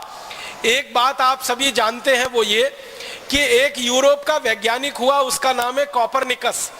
कॉपरनिकस के बारे में सारी दुनिया ये कहती है कि उसने पहली बार बताया कि सूर्य का पृथ्वी के साथ क्या संबंध है। पहली बार सारी दुनिया को पृथ्वी और सूर्य के अंतर संबंधों के बारे में बताने वाला यूरोप का वैज्ञानिक कॉपरनिकस माना जाता है। और उस कॉपरनिकस के बारे में यह भी कहा जाता है कि वो पहला यूरोपियन वैज्ञानिक है जिसने सूर्य से पृथ्वी की दूरी का अनुमान लगाया। फिर वो पहला वैज्ञानिक है जिसने सूर्य के दूसरे उपग्रहों के बारे में जानकारी सारी दुनिया को दी। लेकिन इस कॉपरनिकस की बात को अंग्रेज ही कह रहा है कि ये असत्य है, झूठ है। वो ये कह रहा है वॉकर कि अंग्रेजों के हजारों साल पहले, यूरोपियन लोगों के हजारों साल पहले भारत में ऐसे विशेषज्ञ वैज्ञानिक हुए हैं जिन्होंने पृथ्वी से सूर्य की दूरी का ठीक ठीक पता लगाया है और भारत के शास्त्रों में उसको दर्ज कराया।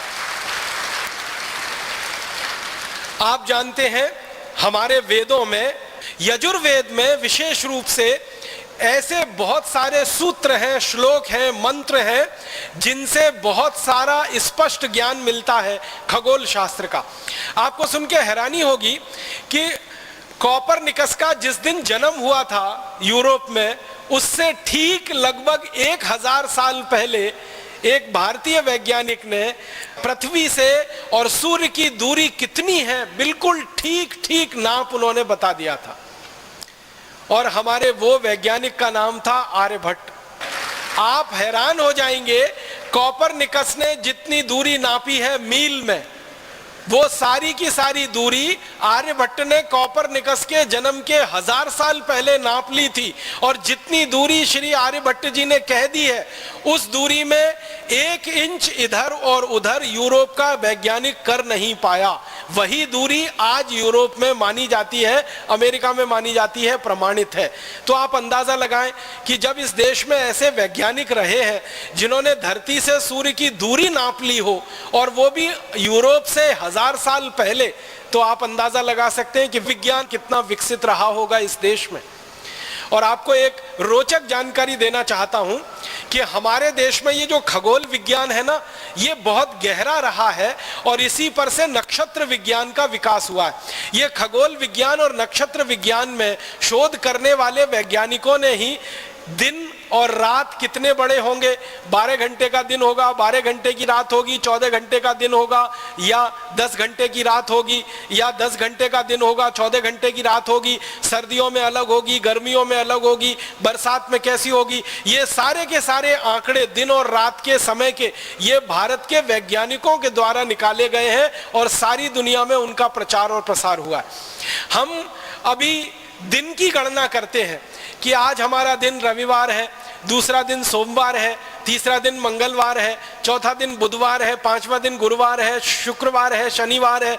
ये जो दिनों की हम गिनती करते हैं और इनके जो नाम हमने रखे हुए हैं, रवि, सोम, मंगल, बुध, आपको शायद ये मालूम होगा, नहीं तो मैं कहना चाहता हूं, ये सारे दिनों का नामकरण और इनकी अवधि पूरी की पूरी महान महर्षि आर्यभट्ट की निकाली हुई है और उनके द्वारा ये दिन तय किए हुए। और आपको सुनकर और हैरानी होगी, अंग्रेज जो खगोल शास्त्री हैं और अंग्रेज जो नक्षत्र विज्ञानी हैं, वो इस बात को ईमानदारी से स्वीकार करते हैं कि भारत का रवि सोम मंगल बुध ही हमने ले लिया है और उसी को Sunday Monday Tuesday Wednesday Thursday Friday Saturday कर दिया है। ये सब कुछ भारत से उधार लिया हुआ है। और आपको एक रोचक बात बताऊं, पृथ्वी घूमती है अपने अक्ष पर और सूर्य के चारों तरफ भी। ये बात सबसे पहले भारतीय वैज्ञानिकों ने प्रमाणित की थी 10वीं शताब्दी में। और पृथ्वी के घूमने से दिन रात होते हैं, मौसम और जलवायु बदलते हैं, ये बात भी भारतीय वैज्ञानिकों के द्वारा प्रमाणित हुई है सारी दुनिया में।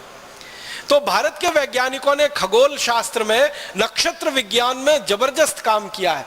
सूर्य है, सूर्य के कितने उपग्रह हैं और उन उपग्रहों का सूर्य के साथ अंतर संबंध क्या है, यह सारी खोज भारत में 3री शताब्दी के आसपास की है।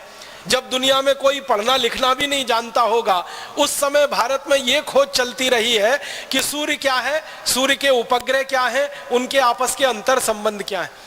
तो खगोल शास्त्र की, नक्षत्र विज्ञान की विद्या बहुत अद्भुत और बहुत ऊंची है। एक अंग्रेज है, उसका नाम है डैनियल डिफो।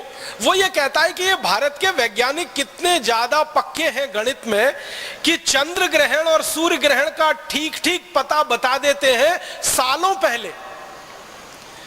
आज के दिन चंद्र ग्रहण होगा, आज के दिन सूर्य ग्रहण होगा और इतने बजकर इतने मिनट पर होगा, ये भारत के वैज्ञानिक कई कई साल पहले बता देते हैं। 1708 के समय ये लंदन की संसद में कह रहा है कि मैंने भारत का पंचांग जब भी पढ़ा है, मुझे एक प्रश्न का उत्तर कभी नहीं मिला कि भारत के ऋषि महर्षि वैज्ञानिक कई कई साल पहले कैसे पता लगा लेते हैं कि आज चंद्र ग्रहण पड़ेगा, आज सूर्य ग्रहण पड़ेगा और इस समय पर पड़ेगा, और सही सही वही समय पर पड़ता है। इसका माने भारत के वैज्ञानिकों की नक्षत्रों के बारे में, खगोल विद्या के बारे में बहुत गहरी गहरी रिसर्च है, शोध है, ये इसी के आधार पर हो सकता है। तो इस तरह का भारत है। और एक दो जानकारी दूं शिक्षा के बारे में कि भारत का अतीत अगर हमें अच्छे से समझना है तो भारत की शिक्षा को समझना पड़ेगा, क्योंकि साइंस और टेक्नोलॉजी जो भी विकसित होती है उसका आधार शिक्षा व्यवस्था होती है। किसी देश में खगोल शास्त्र अगर विकसित हुआ है तो उसका आधार भी शिक्षा व्यवस्था होती है। अगर नक्षत्र शास्त्र का विकास हुआ है तो उसका आधार भी शिक्षा व्यवस्था होती है। सभी विज्ञान की विधाओं का और सभी तकनीकी की विधाओं का मूल आधार शिक्षा होती है। तो भारत में अगर विज्ञान इतना अच्छा है, तकनीकी इतनी अच्छी है, तो शिक्षा भी कोई बहुत अच्छी ही रही होगी। बिना उसके तो विज्ञान तकनीकी आ नहीं सकती और बिना शिक्षा के उद्योग और व्यापार चल नहीं सकता। तो भारतीय शिक्षा के बारे में सबसे पहला एक प्रमाण मैं प्रस्तुत करना चाहता हूं। एक जर्मन दार्शनिक हुआ, उसका नाम है मैक्स मूलर। ये मैक्स मूलर ने भारत की शिक्षा व्यवस्था पर सबसे ज्यादा शोध कार्य किया है और वो ये कहता है कि मैं भारत की शिक्षा व्यवस्था से इतना प्रभावित हूं, शायद ही दुनिया के किसी देश में इतनी सुंदर शिक्षा व्यवस्था होगी जो भारत में है। और भारत के बंगाल राज्य के बारे में मैक्स मूलर एक आंकड़ा दे रहा है कि भारत का जो बंगाल राज्य है, बंगाल प्रांत है, बंगाल प्रांत आप जानते हैं भारत का एक प्रांत है। और ये जब बंगाल की जो वो बात मैक्स मूलर कह रहा है, वो बंगाल है जिसमें पूरा बिहार है, आधा उड़ीसा है, आज का पूरा पश्चिम बंगाल है और आसाम है, और आसाम के ऊपर के छोटे छोटे 7 प्रदेश हैं। इस बंगाल राज्य के बारे में मैक्स मूलर कह रहा है कि मेरी जानकारी में 80,000 से अधिक गुरुकुल पूरे बंगाल में सफलता के साथ पिछले हजारों साल से चल रहे हैं। 80,000 गुरुकुल, ये मैक्स मूलर ने गिनती करवाई है। और सिर्फ एक राज्य के बारे में, एक राज्य है बंगाल। इसी तरह से एक अंग्रेज विद्वान है, शिक्षा शास्त्री है, उसका नाम है लुडलो। और लुडलो आता है भारत में और करीब 16-17 साल रहता है इस देश में, और 16-17 साल रहकर भारत में घूमा है। घूमने के बाद शिक्षा व्यवस्था पर उसने सर्वेक्षण किया है। वो क्या कह रहा है? वो कह रहा है कि भारत में एक भी गांव ऐसा नहीं है जहां कम से कम एक गुरुकुल नहीं है। कम से कम माने हर गांव में कम से कम एक गुरुकुल तो है ही, एक से भी ज्यादा है। फिर आगे वो कह रहा है कि भारत के बच्चे एक भी ऐसे नहीं हैं जो गुरुकुल में ना जाते हों पढ़ाई के लिए, माने सभी बच्चे गुरुकुल में जाते हैं पढ़ाई के लिए। अब आप पूछेंगे कि ये लुडलो किस समय की बात कर रहा है? ये लुडलो 18वीं शताब्दी की बात कर रहा है, ज्यादा पुरानी बात नहीं कर रहा है। उसके अलावा एक और अंग्रेज है जिसका नाम है G.W. लिटनर। वो ये कहता है कि मैंने भारत के उत्तर वाले इलाके का पूरा सर्वेक्षण किया है शिक्षा का, और मेरे सर्वेक्षण की रिपोर्ट बताती है कि भारत में 200 लोगों पर एक गुरुकुल चलता है। भारत में 200 लोगों पर एक गुरुकुल चलता है। पूरे उत्तर भारत की रिपोर्ट में वो ये निष्कर्ष दे रहा है। अब उत्तर भारत का मतलब क्या है? आज का पूरा पाकिस्तान, आज का पूरा पंजाब, आज का पूरा हरियाणा, आज का पूरा जम्मू कश्मीर, आज का पूरा हिमाचल प्रदेश, आज का पूरा उत्तर प्रदेश और आज का पूरा उत्तराखंड, ये सारा इलाका मिलकर उत्तर भारत है। और उत्तर भारत के बारे में लिटनर की रिपोर्ट है सन 1822 की। उसमें वो कहता है कि 200 लोगों पर कम से कम एक गुरुकुल पूरे उत्तर भारत में है। और इसी तरह से थॉमस मुनरो की रिपोर्ट है, वो ये कह रहा है कि दक्षिण भारत में 400 लोगों पर कम से कम एक गुरुकुल भारत में है। अब ये उत्तर और दक्षिण को मिला दिया जाए तो सारे भारत के बारे में औसत निकाला जाए तो ये औसत निकलता है 300 लोगों पर कम से कम एक गुरुकुल भारत में है। और जिस जमाने में ये सर्वेक्षण हुआ है उस जमाने में भारत की जनसंख्या लगभग 20 करोड़ के आसपास है। तो 20 करोड़ की जनसंख्या में 300 लोगों पर अगर एक गुरुकुल आप निकालेंगे तो कुल 20 करोड़ लोगों के ऊपर लगभग 7,32,000 के आसपास गुरुकुल निकलते हैं। माने संपूर्ण भारत देश में लगभग 7,32,000 गुरुकुल हैं। 1822 के आसपास के ये आंकड़े हैं। इसका मतलब क्या है? आप और इस बात को हैरानी से समझने की कोशिश करिए कि सन 1822 में भारत में 7,32,000 अगर गुरुकुल हैं तो गांव कितने हैं? तो आपको मालूम है अंग्रेज 10-10 वर्ष में भारत की जनसंख्या का सर्वेक्षण करते रहते थे। तो उस जमाने के सर्वेक्षण से पता चला कि भारत में कुल गांवों की संख्या भी लगभग 7,32,000 ही है। माने जितने गांव हैं उतने ही गुरुकुल इस देश में हैं। माने हर गांव में पढ़ने के लिए पूरी की पूरी व्यवस्था है। आज की भाषा में कहें तो कम से कम एक स्कूल हर गांव में है। इसी रिपोर्ट में आगे चले तो और एक अद्भुत बात पता चलती है कि सन 1822 में भारत में तो हर गांव में एक स्कूल है। तो इंग्लैंड की जरा बात करें, यूरोप की जरा बात करें कि वहां कितने स्कूल हैं और वहां कितने गांव में कितने स्कूल हैं, कितनी आबादी पे कितना स्कूल है। तो अंग्रेजों के इतिहास के बारे में पता चलता है कि सन 1868 तक तो पूरे इंग्लैंड में सामान्य बच्चों को पढ़ाने के लिए एक भी स्कूल नहीं था। 1868 तक। और हमारे यहाँ 1822 तक पूरे भारत देश में हर गांव में एक गुरुकुल था सामान्य बच्चों को पढ़ाने के लिए। मतलब हमारी शिक्षा व्यवस्था अंग्रेजों से बहुत बहुत बहुत आगे थी। और इसी G.W. लिटनर की रिपोर्ट में मैं आपसे आगे कहूं, लिटनर कहता है कि संपूर्ण भारत देश में 97% साक्षरता की दर है। माने 97% भारतवासी सुशिक्षित हैं, साक्षर हैं। सिर्फ 3% भारतवासी हैं जिनको पढ़ने का कोई मौका शायद जीवन में नहीं मिला है। तो 97% साक्षरता है हमारे देश में। अब अगर आज के भारत की बात करें, 2009 के भारत की बात करें तो आपको मालूम है इस समय भारत में साक्षरता की दर पूरी ताकत लगा के, जब भारत देश में सर्व शिक्षा अभियान चल रहा है, ऊपर से नीचे तक हजारों करोड़ रुपए खर्च किए जा रहे हैं, तब हमारे देश में साक्षरता की दर मात्र 50% पहुंच पाई है। और 1822 में हमारी साक्षरता की दर 97% रही है। इसका माने हमारी शिक्षा व्यवस्था आज जो है इससे कई गुना अच्छी अंग्रेजों से पहले इस देश में रही है। फिर भारत की शिक्षा व्यवस्था के बारे में एक और अद्भुत बात है जो सारी दुनिया के लिए जानने योग्य है। भारत की शिक्षा व्यवस्था में क्या है कि ये सभी जो गुरुकुल हैं, इन गुरुकुलों को चलाने के लिए कभी भी किसी राजा से कोई दान और अनुदान नहीं लिया जाता। 7,32,000 गुरुकुल इस देश में चलते हैं और किसी राजा से एक पैसा नहीं लिया जाता। ये सारे गुरुकुल समाज के द्वारा चलाए जाते हैं। आप बोलेंगे समाज के द्वारा कैसे चलते हैं? हमारे गांव-गांव में जहां जहां गुरुकुल रहे हैं वहां समाज के लोगों ने गुरुकुल के लिए भूमि दान कर रखी है और उस भूमि पर जितना उत्पादन होता है उस उत्पादन की आय से गुरुकुल आराम से चलता है। जरूरत पड़े तो गांव के लोग गुरुकुल के लिए दान इकट्ठा करते हैं और गुरुकुल उसका उपयोग करता है। तो सारे भारत के गुरुकुल साधारण लोगों के दान के पैसे से चलते हैं।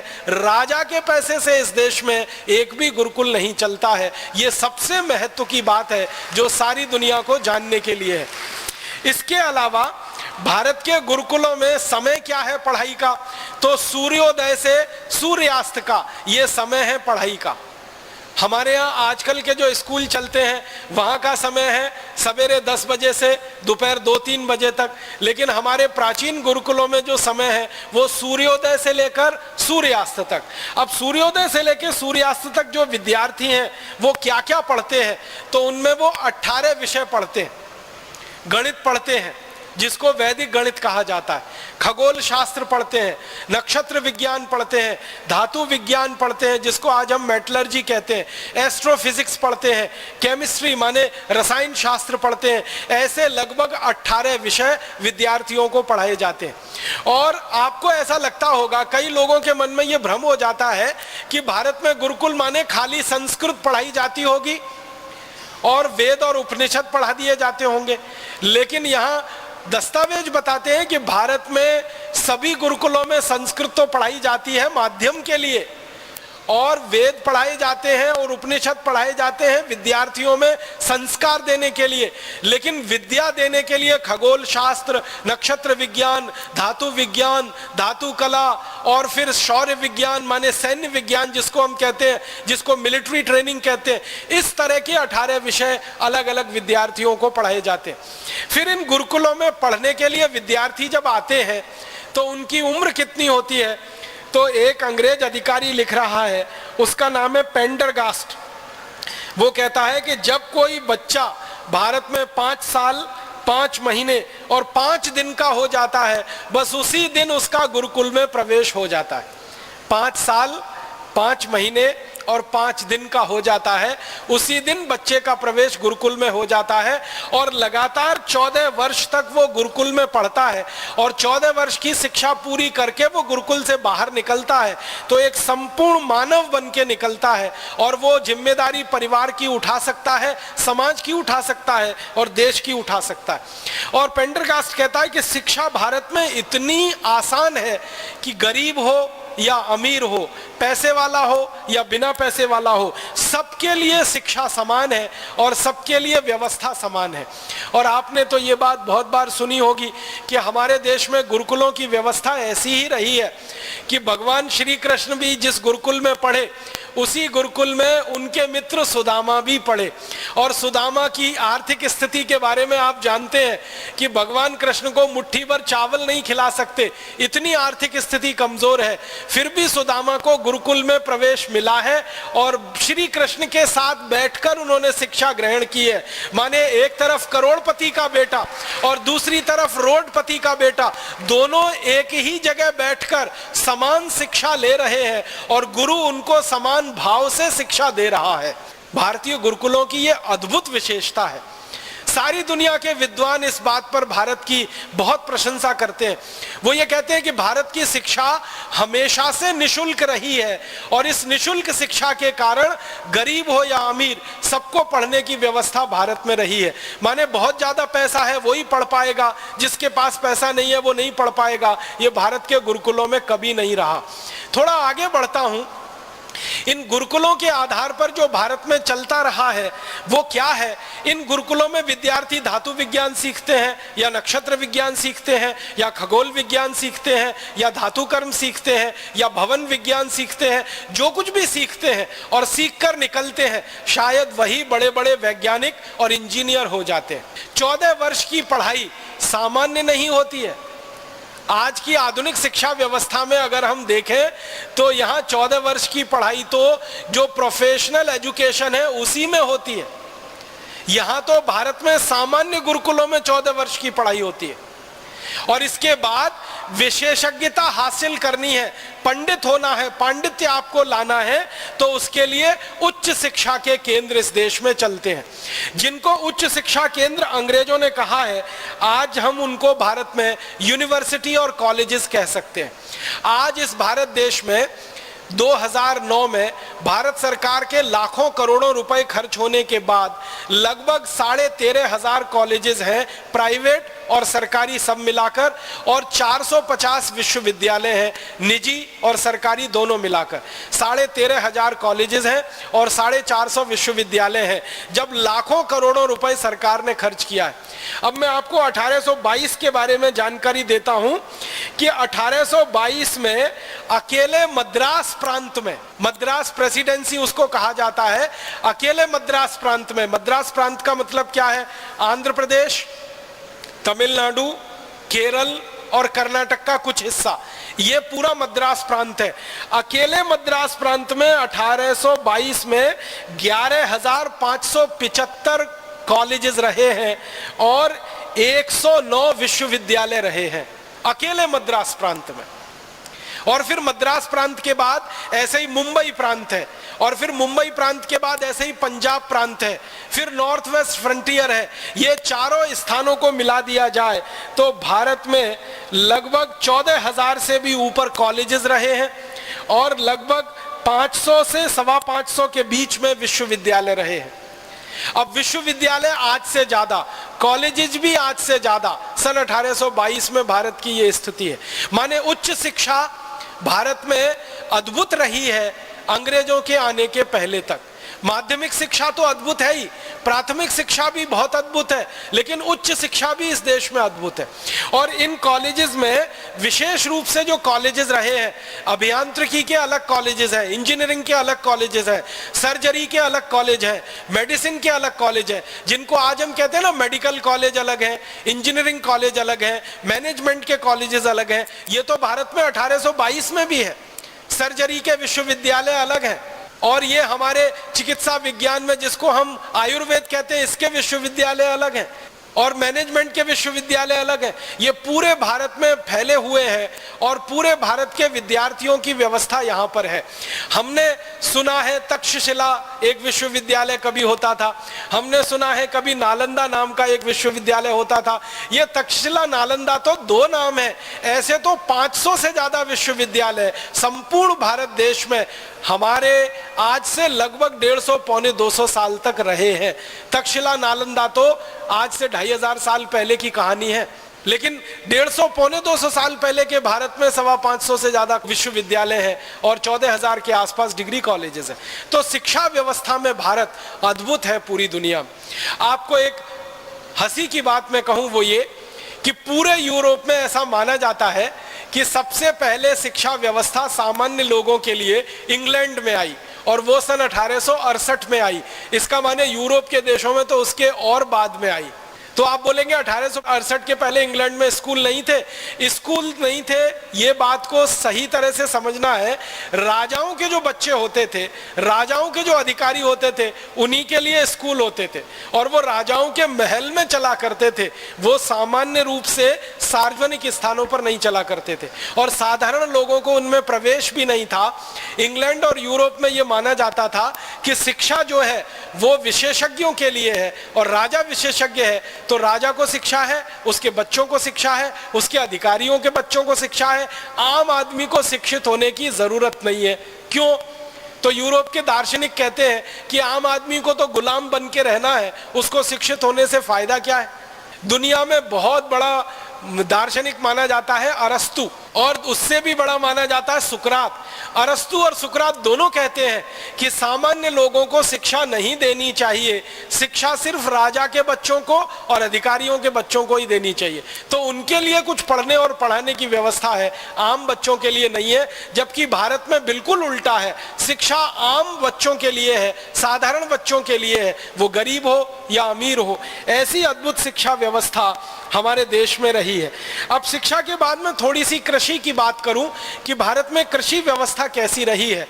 हमारे अतीत में कृषि व्यवस्था के बारे में जिन अंग्रेजों ने बहुत ज्यादा शोध किया है, उनमें से लेस्टर नाम का एक अंग्रेज है। वो ये कहता है कि भारत में कृषि उत्पादन दुनिया में सर्वोच्च है, और अंग्रेजों की संसद में भाषण देते समय वो कह रहा है कि भारत में 1 एकड़ में सामान्य रूप से 56 क्विंटल धान पैदा होता है, 1 एकड़ में सामान्य रूप से। और वो ये कह रहा है कि ये उत्पादन औसतन है, एवरेज है। वो ये कहता है कि भारत के कुछ इलाके तो ऐसे हैं जहां 1 एकड़ में 70 से 75 कुंटल तक धान होता है, और कुछ इलाके ऐसे हैं जहां 45 से 50 कुंटल धान पैदा होता है। और वो कहता है कि मैंने औसत निकाला है पूरे भारत का, तो 56 कुंटल धान पैदा होता है भारत की खेती में। इतनी उन्नत कृषि व्यवस्था भारत में है। आज के अनुसार मैं आपको इसको अगर तुलना करके बताऊं तो आज भारत में सबसे ज्यादा यूरिया, डीएपी, सुपर फॉस्फेट डालने के बाद, सबसे ज्यादा रासायनिक खाद डालने के बाद औसतन 1 एकड़ में 30 क्विंटल से ज्यादा धान पैदा नहीं होता। और आज से लगभग 150 साल पहले भारत में 1 एकड़ में 56 क्विंटल धान पैदा हो रहा है, जबकि उस समय यूरिया, डीएपी कुछ नहीं है, खाली गाय के गोबर और गोमूत्र का उपयोग किया जा रहा है। तो उत्पादन का स्तर ये है। फिर इसी में गन्ने के उत्पादन के बारे में आंकड़े हैं अंग्रेजों की संसद में। वो ये कह रहे हैं कि भारत में 1 एकड़ में 120 मीट्रिक टन गन्ना सामान्य रूप से पैदा होता है पूरे भारत में, 120 मीट्रिक टन।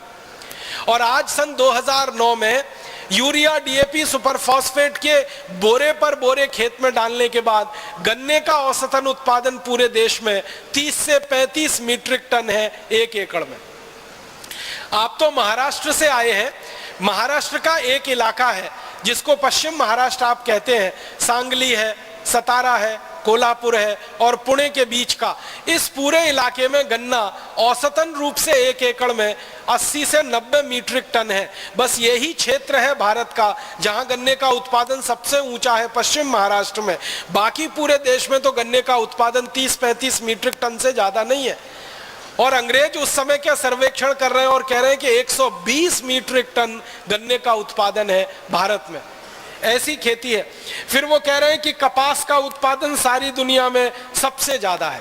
और एक खास बात जो अंग्रेज कह रहे हैं वो ये कि भारत में फसलों की विविधता सबसे ज्यादा दुनिया में भारत में ही है। एक अंग्रेज कह रहा है कि भारत में धान के कम से कम 1 लाख प्रजाति के बीज हैं, कम से कम 1 लाख प्रजाति के बीज हैं। और ये बात अंग्रेज कह रहा है सन 1822 के आसपास कह रहा है। सन 1822 तक इस देश में धान की 1 लाख से ज्यादा प्रजातियां मौजूद थी। और आज सन 2009 के आते आते भी 50,000 धान की प्रजातियां तो अभी भी इस पूरे देश में मौजूद हैं, सन 2009 के आते आते भी। तो इतना ज्यादा विविधता वाला ये देश है। फिर अंग्रेज कहते हैं कि भारत में सबसे पहला हल बना पूरी दुनिया का, और सारी दुनिया ने हल बनाना और खेत में हल को चलाना भारतवासियों से सीखा है। ये भारत का सारी दुनिया को सबसे बड़ा कंट्रीब्यूशन है। फिर एक अंग्रेज कहता है कि हल के अलावा खुरपी आप समझते हैं निराई गुड़ाई करने के लिए उपयोग में आती है। खुरपी है, खुरपा है, हसिया है, हथौड़ा है, बेलची है, कुदाली है, फावड़ा है, पवित्र है, रहट है। ये सभी शब्द आपके शायद जाने पहचाने हैं। अंग्रेज कहते हैं कि ये सब चीजें दुनिया में बाद में आई हैं, भारत में सैकड़ों साल पहले ही ये बन चुकी हैं और इनका उपयोग होता रहा है। माने खुरपी, खुरपा, हसिया, फावड़ा, कुदाली जो सारी दुनिया में आज भी इस्तेमाल होते हैं खेत के लिए, वो भारत में सबसे पहले विकसित हुई हैं। और बीज को एक पंक्ति में बोने की जो परंपरा है वो हजारों साल पहले भारत में विकसित हुई है। दूसरे देशों को तो उसकी कभी कल्पना नहीं रही है। और इसी तरह अंग्रेजों के इंग्लैंड में 1750 में पहली बार कुछ किसानों ने भारत आकर खेती सीखी और यहां से जाकर अपने इंग्लैंड में उन्होंने कुछ प्रयोग किए और उसके बाद खेती का काम थोड़ा बहुत उनके यहाँ आगे बढ़ा। उसके पहले कोई उनके यहाँ रिकॉर्ड्स नहीं मिलते हैं कि खेती उनके यहाँ कोई बहुत अच्छी होती थी। तो आप पूछेंगे 1750 के पहले ये इंग्लैंड वाले जीते कैसे थे या स्कॉटलैंड वाले कैसे जीते थे अगर खेती इतनी अच्छी नहीं थी? वो जंगल के द्वारा होने वाले उत्पादन और पशुओं को शिकार करके उनके द्वारा उत्पादित होने वाले मांस पर जिंदा रहते थे। जंगल से जो कुछ मिल गया और पशुओं को मारकर जो मांस पैदा कर लिया, उसी को खाकर उनका जीवन हजारों साल गुजरा है। और जिस समय इंग्लैंड वाले या यूरोप वाले दो ही चीजें खा पाते थे, या तो मांस या तो जंगल के फल, उस समय भारत में खाने के लिए 1 लाख किस्म के चावल उपलब्ध हुआ करते थे। तो बाकी चीजों की तो बात छोड़ दीजिए आप। तो ऐसी अद्भुत हमारी कृषि व्यवस्था रही है। और इसी कृषि व्यवस्था के साथ थोड़ा आगे 2-3 बातें और कहता हूं कि कृषि व्यवस्था जब इतनी अद्भुत रही हमारे देश में, तो उत्पादन सारी दुनिया में सबसे ज्यादा हम करते रहे और उस उत्पादन को दुनिया भर के देशों में हम निर्यात करते रहे। तो भारत से लोहा ही निर्यात नहीं किया हमने, कपड़ा ही निर्यात नहीं किया है। हजारों साल तक भारत का चावल दुनिया में निर्यात हुआ है, हजारों साल तक दालें भारत ने दुनिया को निर्यात की हैं, हजारों साल तक भारत में बनाया हुआ गुड़, ये जो शक्कर बनती है ना, चीनी, ये तो अभी 100 साल पहले बनना शुरू हुई है। उसके पहले गुड़ बनता था और गुड़िया शक्कर बनती थी। तो गुड़ और गुड़िया शक्कर सारी दुनिया को हजारों साल तक भारत ने उत्पादित करके खिलाई है। और खाने पीने की हजारों चीजें दुनिया भर के देश हमसे खरीदते रहे हैं और हमको बदले में सोना, चांदी, हीरे जवाहरात मिलते रहे। अब मैं एक आखिरी बात कहना चाहता हूं आपसे, वो ये कि भारत ने कृषि उत्पादन में सर्वोच्चता हासिल की, भारत ने औद्योगिक उत्पादन में सर्वोच्चता हासिल की, भारत ने व्यापार में सर्वोच्चता हासिल की। ये सबका आधार था भारत की शिक्षा व्यवस्था। अगर शिक्षा व्यवस्था अच्छी नहीं होती तो शायद भारत ये कोई भी काम अच्छा नहीं कर पाता। किसी भी देश का तरक्की का पैमाना हम जब नापते हैं ना कि इस देश का कितना विकास है, तो 2 ही चीजों से वो पैमाना नापा जाता है और बनता है। पहला होता है स्वास्थ्य और दूसरा होता है चिकित्सा। भारत का स्वास्थ्य दुनिया में सबसे अद्भुत रहा है क्योंकि इस देश में चिकित्सा विज्ञान दुनिया में सबसे ज्यादा उन्नत स्थिति में रहा है। चिकित्सा विज्ञान में हजारों किस्म की आयुर्वेद की जड़ी बूटियां और सर्जरी की सारी विद्या पूरी दुनिया को यहीं से गई है।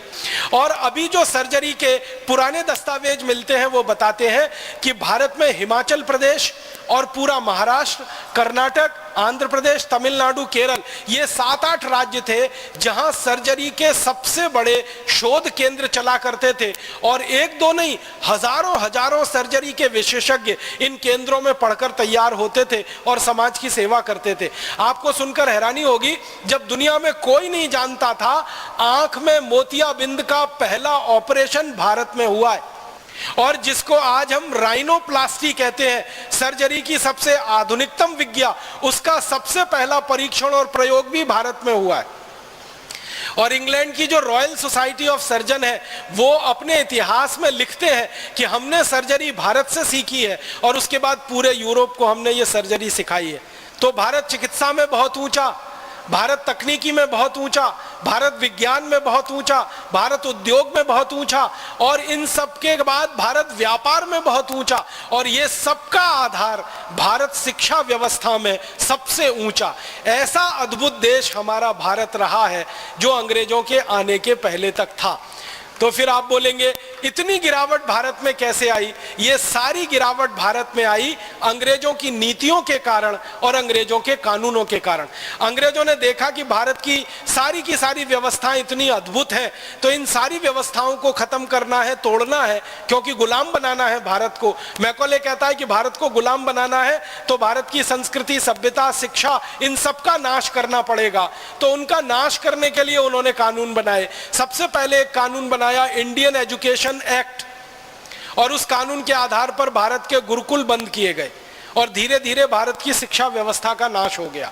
फिर अंग्रेजों ने एक दूसरा कानून बनाया कि भारत की वस्तुओं पर ज्यादा से ज्यादा कर लगाओ और अंग्रेजी वस्तुओं को भारत में टैक्स फ्री कराओ। उसके बाद भारत के कारखाने बंद हो गए, फिर भारत का निर्यात खत्म हो गया। फिर भारत की कृषि व्यवस्था के लिए अंग्रेजों ने कानून बनाया कि किसानों के ऊपर 90% लगान लगाओ और किसानों की जमीनें छीनने के लिए लैंड एक्विजिशन एक्ट बनाओ। उसके बाद हिंदुस्तान के किसान बर्बाद हो गए।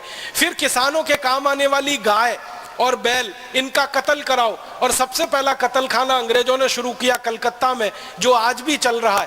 अंग्रेज उसमें 350 गाय रोज काटते थे, अब उस कत्ल खाने में 14,000 गाय रोज कट रही है। तो ये सारी की सारी दुर्व्यवस्था जो हमारे यहाँ पैदा हुई, वो अंग्रेजों की गलत नीतियों के कारण और अंग्रेजों के गलत शासन व्यवस्था के कानूनों के कारण हुई। अगर अंग्रेजी शासन नहीं होता और अंग्रेजी कानून इस देश में लादे नहीं जाते, तो आज मैं इस बात को बहुत विश्वास से कह सकता हूं कि आज भी भारत दुनिया का सर्वोच्च शिखर पर बैठा हुआ देश होता, चिकित्सा में, शिक्षा में, उद्योग में, व्यापार में, तकनीकी में, विज्ञान में। अगर अंग्रेज नहीं आते, ईस्ट इंडिया कंपनी नहीं आती, अगर अंग्रेजी कानून इस देश पर नहीं लादे जाते और अंग्रेजी नीतियां इस देश में नहीं चलाई जाती, तो अभी भी भारत अद्भुत होता, सारी दुनिया की महाशक्ति होता, परम वैभवशाली देश होता। लेकिन दुर्भाग्य के अंग्रेज आए और उन्होंने ये सब किया। अब हमें क्या करना चाहिए? भारत स्वाभिमान के कार्यकर्ता के नाते मुझे ये लगता है कि हमको, जो भारत कभी अंग्रेजों के आने के पहले था, विश्व शिखर में सर्वोच्च सत्ता पर बैठा हुआ सर्वश्रेष्ठ देश, वैसा ही भारत फिर बनाना है। यही हमारे भारत स्वाभिमान के लिए सपना है और इसी सपने को पूरा करने के लिए हम सब परम पूजनीय स्वामी जी के नेतृत्व में सेना बनकर काम करें और सेना बनकर अपने सेनापति के आदेश पर वो सब कर डालें जो इस भारत के गौरव को फिर से वापस लाने में हमारी मदद कर सके। आप सभी का बहुत आभार, बहुत धन्यवाद।